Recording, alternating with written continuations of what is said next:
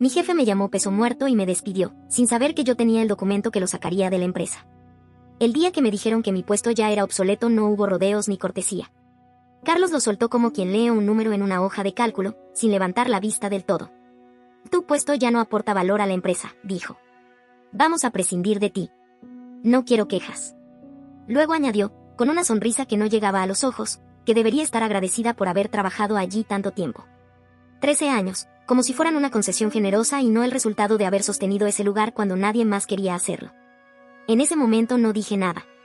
No porque no tuviera que decir, sino porque ya había entendido algo mucho antes de entrar a esa oficina. No iba a suplicar, no iba a explicarme y, sobre todo, no iba a irme sin cerrar un ciclo que llevaba meses gestándose. Había trabajado en esa empresa tecnológica de Portland durante 13 años. No como directora ejecutiva ni como una figura visible que daba charlas motivacionales, sino como gerente de operaciones. La persona que hacía que todo funcionara cuando los demás estaban demasiado ocupados celebrándose en redes sociales.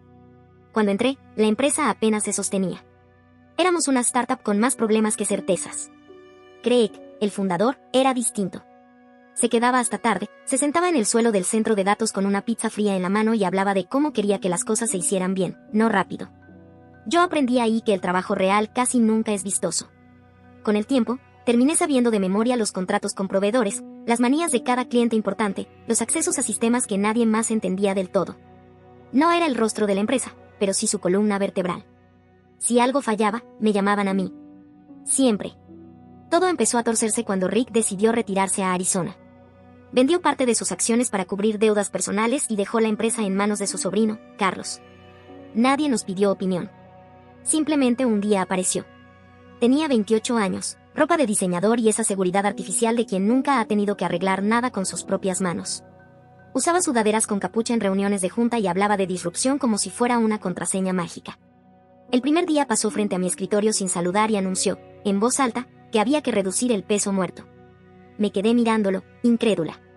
Si había alguien que conocía cada engranaje de esa empresa, era yo.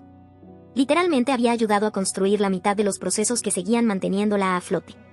En 3 semanas despidió a 2 gerentes de proyecto que yo misma había formado durante años. Personas competentes, leales, que sabían cómo resolver problemas sin hacer ruido. En su lugar, contrató a su antiguo compañero de cuarto de la universidad como director de ambiente. Nadie supo explicar exactamente qué hacía ese puesto. También decidió cambiar a nuestros proveedores de siempre por startups nuevas, manejadas por conocidos suyos.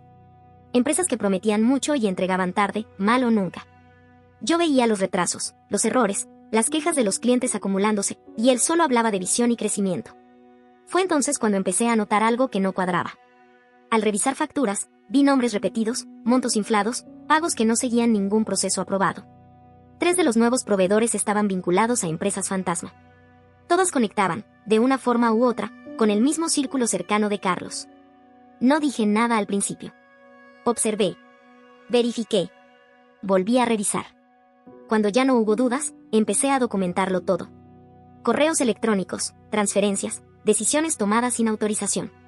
Creé una carpeta, luego otra copia, luego una tercera en un lugar distinto. No era paranoia. Era experiencia. Mientras tanto, Carlos seguía comportándose como si la empresa fuera un juguete nuevo. Y yo, desde mi escritorio, veía como algo que había ayudado a construir con cuidado empezaba a resquebrajarse. No por errores técnicos, sino por ego.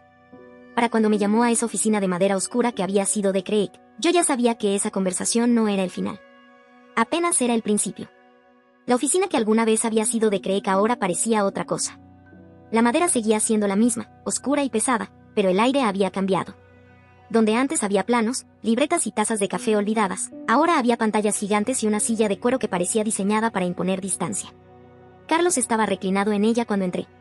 Michelle ya estaba sentada a un lado de la mesa, con la espalda rígida y los labios apretados. No me miró de inmediato. Yo conocía ese gesto, algo no estaba bien y ella lo sabía. Y Sara, dijo Carlos, cruzando los brazos. Hemos estado recibiendo comentarios. Se tomó su tiempo, como si disfrutara cada segundo de atención forzada. Tu forma de ver las cosas ya no está alineada con la visión de crecimiento que queremos impulsar. No respondí. Me limité a escucharlo, con las manos apoyadas sobre el respaldo de la silla frente a mí. 13 años en esa empresa me habían enseñado a leer silencios mejor que discursos. Has hecho un trabajo sólido, continuó. Nadie lo niega. Pero ahora necesitamos gente con mentalidad de futuro, no supervisión de pasillo. Michelle bajó la mirada. Carlos sonrió, satisfecho consigo mismo. Por eso hemos decidido ofrecerte un rol distinto. Consultora. Menos horas, el mismo salario por ahora. El próximo trimestre lo revisamos. No era una oferta. Era una salida maquillada. Un modo elegante de decirme que ya no me querían allí, pero que tampoco querían enfrentar una salida abrupta. Después de todo, añadió, deberías agradecer que te hayamos mantenido tanto tiempo. Ahí fue cuando supe que ya no tenía nada más que escuchar. Metí la mano en mi bolso con calma y saqué un sobre grueso. No lo empujé hacia él. Lo dejé en el centro de la mesa, como quien deposita algo que ya no le pertenece. Michelle fue la primera en tomarlo. Apenas abrió el documento, su rostro cambió. El bronceado artificial desapareció en segundos. Sus manos empezaron a temblar mientras leía. ¿Qué es esto?, preguntó Carlos, estirando la mano para arrebatárselo. Michelle no respondió de inmediato. Trató de hablar, pero la voz apenas le salió. ¿Quién autorizó estos pagos? El silencio que siguió fue limpio, casi reparador. Carlos pasó las páginas rápido, con el ceño fruncido. Su seguridad empezó a resquebrajarse línea por línea. Lo que Carlos no sabía, y que yo había descubierto semanas antes, era que Rick había vendido acciones años atrás para cubrir deudas. Una firma de capital privado había adquirido la participación mayoritaria a través de una sociedad pantalla llamada Delaware. No era información pública, pero tampoco imposible de rastrear si sabías dónde mirar. Y había algo más. Una cláusula antigua, enterrada en los estatutos, la 9C. La había leído docenas de veces para asegurarme de no estar equivocada. Cualquier nombramiento ejecutivo hecho sin la aprobación completa de la Junta podía ser revocado de forma inmediata si existía evidencia de mala conducta financiera. Yo no improvisé nada. Pasé semanas hablando con Rachel, una mujer directa, meticulosa, que no se dejaba impresionar por títulos ni discursos. Ella fue quien me puso en contacto con Douglas Chen, el miembro silencioso de la Junta. El único que se había opuesto al nombramiento de Carlos desde el inicio. Entre los tres armamos un expediente que no dejaba espacio para interpretaciones. Correos, transferencias, vínculos ocultos, incumplimientos claros. Todo estaba ahí. El documento que Michelle sostenía no era una queja interna. No era una advertencia. Era un aviso legal, notariado y plenamente vinculante. La revocación inmediata del cargo de Carlos, efectiva desde ese mismo momento. Esto no puede ser legal, balbuceó Carlos, levantándose tan rápido que la silla cayó hacia atrás. Michelle ya estaba marcando en su teléfono, dando órdenes apresuradas, entrando en modo control de daños. Carlos me miró entonces, con la cara roja y las manos crispadas. ¿De verdad crees que van a conservarte después de esto? Lo miré sin prisa. Por primera vez en meses, sonreí. No hice esto para quedarme, Carlos, le dije. Lo hice para terminar contigo. Me di la vuelta y salí de la oficina mientras él empezaba a gritar sobre demandas, conspiraciones y traiciones. No me detuve. No tenía nada más que escuchar. Salí de esa oficina sin mirar atrás. El pasillo parecía más largo de lo normal, como si el edificio mismo estuviera conteniendo el aliento. A través de los cubículos vi cabezas levantarse, miradas curiosas, pantallas que dejaban de fingir trabajo por unos segundos. Algunos sabían. No todo, pero lo suficiente. Habían sido discretos, cuidadosos, me habían pasado información sin hacer preguntas innecesarias.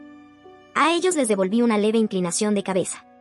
No era una despedida formal, era un reconocimiento silencioso. Los becarios, en cambio, no disimulaban.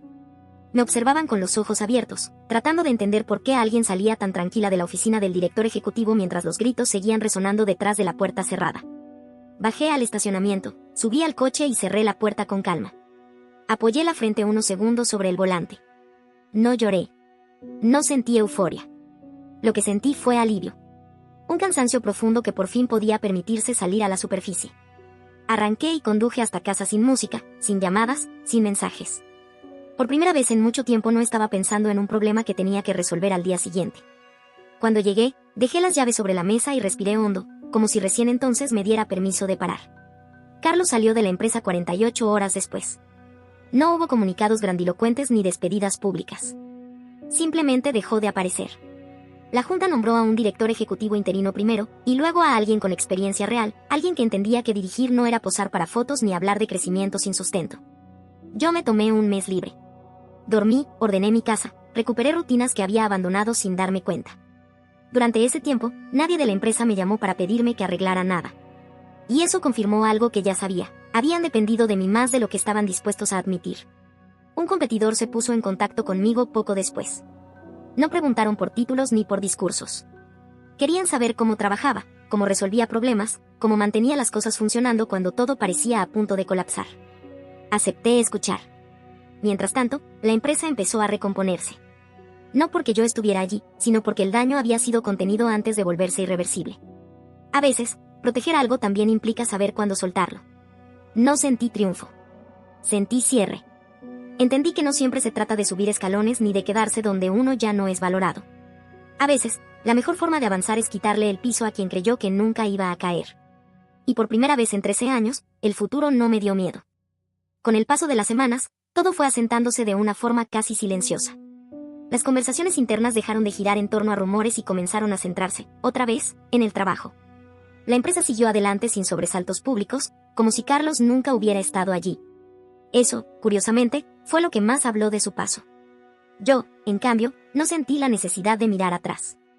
El mes libre me permitió entender cuánto me había acostumbrado a vivir en modo contención permanente, resolviendo incendios ajenos como si fueran propios. Dejar de hacerlo no fue fácil, pero sí necesario. Cuando acepté sentarme a hablar con la otra empresa, lo hice desde un lugar distinto. Ya no desde el miedo a perder estabilidad ni desde la lealtad ciega, sino desde la claridad. Sabía lo que valía y lo que no estaba dispuesta a tolerar otra vez. No hubo discursos épicos ni cierres dramáticos. Solo decisiones tomadas a tiempo y con cabeza fría. Carlos creyó que podía borrar años de trabajo con una frase ensayada y una sonrisa condescendiente. No entendió que los cimientos no se ven, pero sostienen todo. Nunca quise reconocimiento público ni aplausos. Me bastó con saber que, cuando alguien intentó convertir la empresa en su caja personal, no se lo permití. Que cuando me dijeron que era prescindible, demostré que no lo era el criterio, sino quien lo estaba usando mal. A veces la venganza no tiene forma de ascenso ni de revancha ruidosa. A veces consiste simplemente en poner las cosas en su lugar, cerrar la puerta con calma y seguir adelante sin cargar con lo que nunca te correspondió sostener sola.